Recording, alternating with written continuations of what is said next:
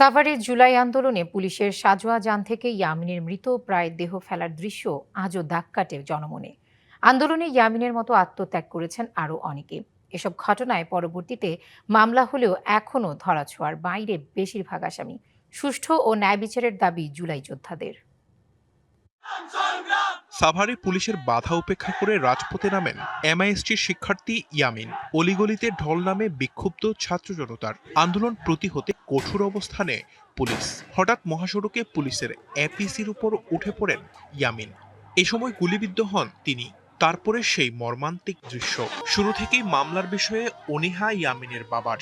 পরে তার মামা বাদী হয়ে মামলা করলেও ময়নাতদন্তের জন্য মরদেহ উত্তোলন করতে দেয়নি পরিবার। হসপিটাল বলতেছে তাকে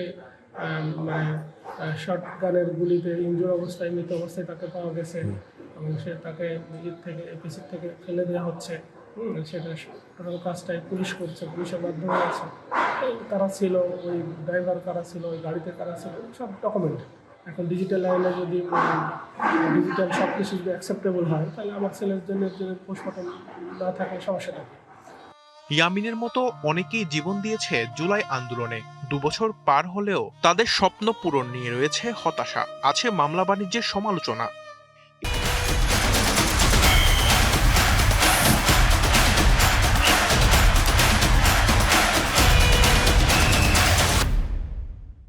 জুলাইয়ে আমরা অসংখ্য সহযোদ্ধাদের কিন্তু আমরা হারিয়েছি।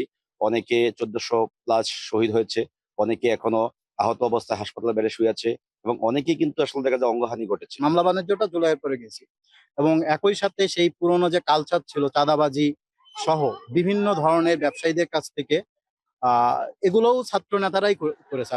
24-এর আন্দোলন ঘিরে সাভার আশুলিয়ায় মামলা হয়েছে অন্তত 125টি।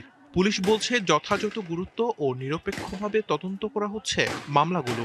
ইয়ামিন হত্যা মামলা নিয়ে একই ঘটনাকে কেন্দ্র করে 2টি মামলা চলমান হয়েছে। একটি হচ্ছে আন্তর্জাতিক অপরাধ ট্রাইব্যুনালে মামলাটি তদন্তাধীন রয়েছে, পাশাপাশি আমাদের সাভার থানায় মামলাটি তদন্তাধীন রয়েছে। যেহেতু আন্তর্জাতিক অপরাধ ট্রাইব্যুনালে মামলাটি তদন্তাধীন রয়েছে, পাশাপাশি আমাদের সাভার থানায়ও কার্যক্রম অব্যাহত আছে।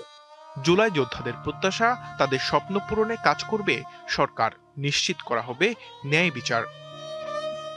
DBC news desk.